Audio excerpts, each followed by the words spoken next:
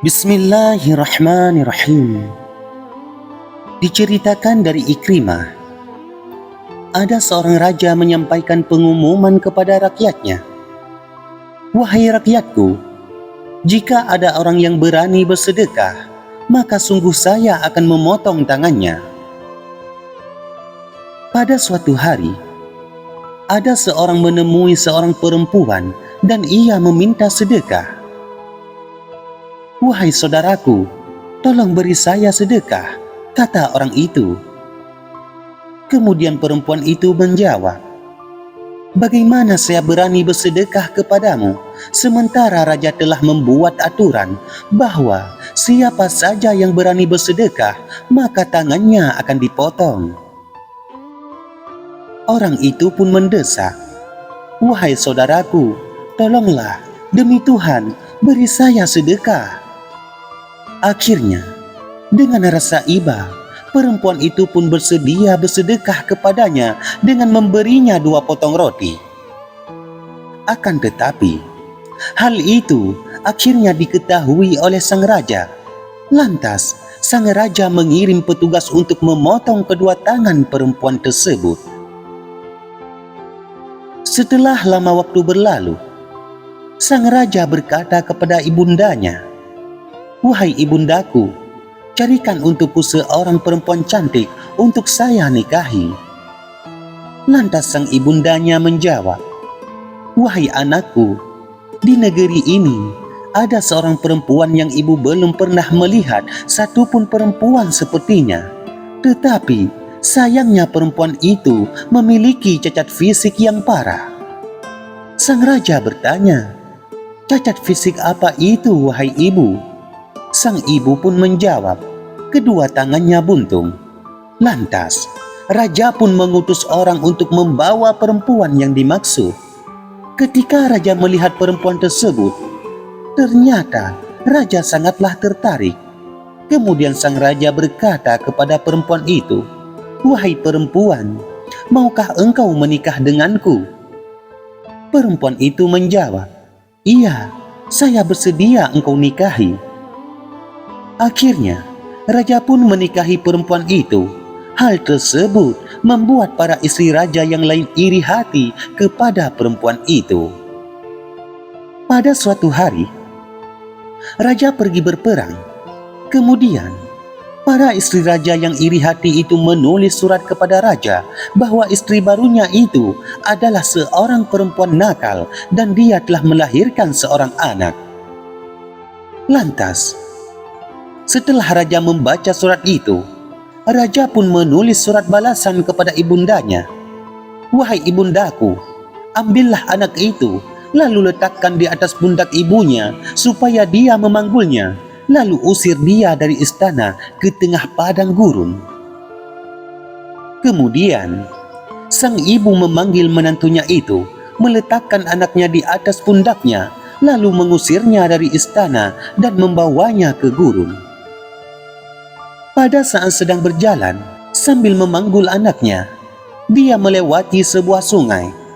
Lalu, dia pun berhenti dan turun ke sungai untuk meminum air. Tiba-tiba, anaknya meronta dan terjatuh ke sungai. Lantas, perempuan itu pun tidak bisa menarik anaknya. Lalu dia pun duduk menangis di sana. Dan tidak lama kemudian, tiba-tiba ada 2 orang lewat.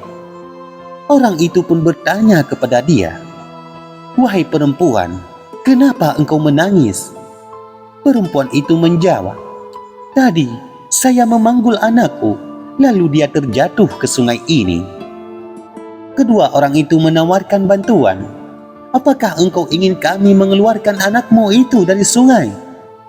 Perempuan itu menjawab, iya, tentu saja. Lantas, kedua orang itu berdoa kepada Tuhan. Tidak lama kemudian, tiba-tiba anaknya itu keluar dari sungai dan kembali ke pangkuannya. Orang itu berkata, apakah engkau mau kami kembalikan kedua tanganmu seperti semula? Perempuan itu menjawab, iya. Lantas, kedua orang itu berdoa kepada Tuhan. Tidak lama kemudian, tiba-tiba Kedua tangannya kembali utuh seperti sedia kala. Lantas orang itu berkata, "Wahai perempuan, tahukah engkau siapakah kami berdua ini?"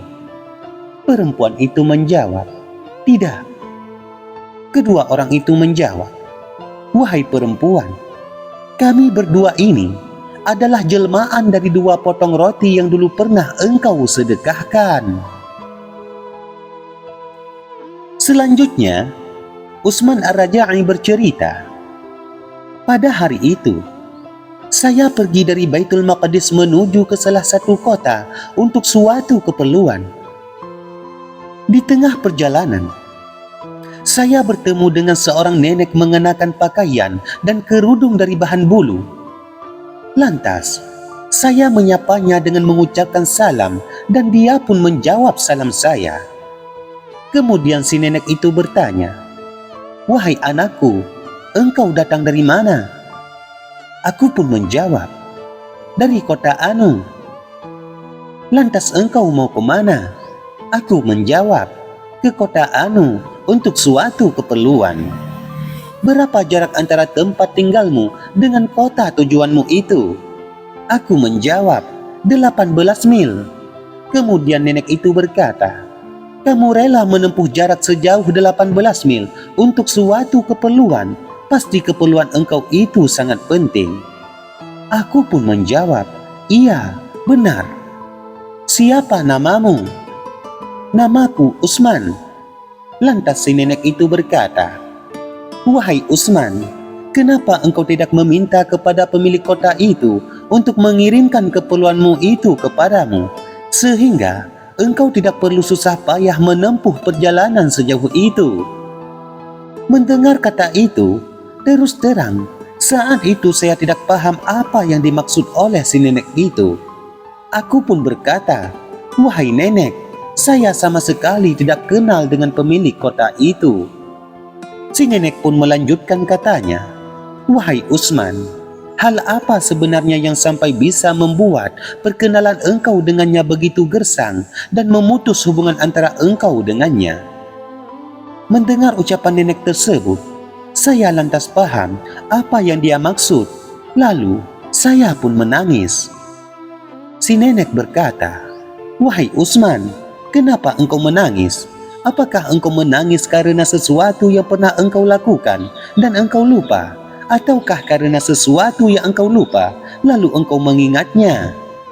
Aku menjawab, 'Saya menangis karena sesuatu yang saya lupa, lalu saya pun ingat.'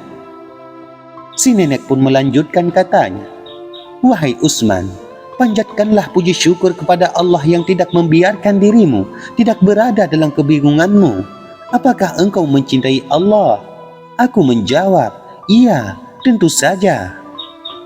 'Wahai Utsman, tolong jujur kepadaku,' kata si nenek. Aku berkata, 'Benar, demi Allah, sungguh saya sangat mencintainya.' Lantas si nenek pun bertanya, 'Apa saja keunikan-keunikan hikmah Allah yang telah Dia berikan kepadamu ketika Dia membawa dirimu sampai pada mahabbah kepadanya?' Mendapat pertanyaan seperti itu, saya pun kebingungan dan tidak tahu apa yang harus saya katakan. Si nenek melanjutkan, 'Wahai Utsman, barangkali engkau termasuk orang yang menyembunyikan mahabbah.' Mendengar kata-kata itu pun, saya pun masih kebingungan dan tidak tahu apa yang harus saya katakan. Si nenek melanjutkan, 'Allah tidak ingin membiarkan keunikan-keunikan hikmahnya, rahasia-rahasia makrifah dan mahabbah kepadanya terkotori oleh perilaku hati orang-orang dungu.' Kemudian, aku pun berkata, 'Semoga Allah merahmatimu, wahai nenek. Wahai nenek, maukah engkau mendoakan saya agar Allah menyibukkan diri ini dengan sesuatu dari mahabbah kepadanya?' Lantas, si nenek itu pun mengibas-ngibaskan tangannya di wajahku. Lalu saya mengulang kembali permohonan saya tersebut. Si nenek pun menjawab, 'Wahai hamba Allah, pergilah untuk menyelesaikan keperluanmu.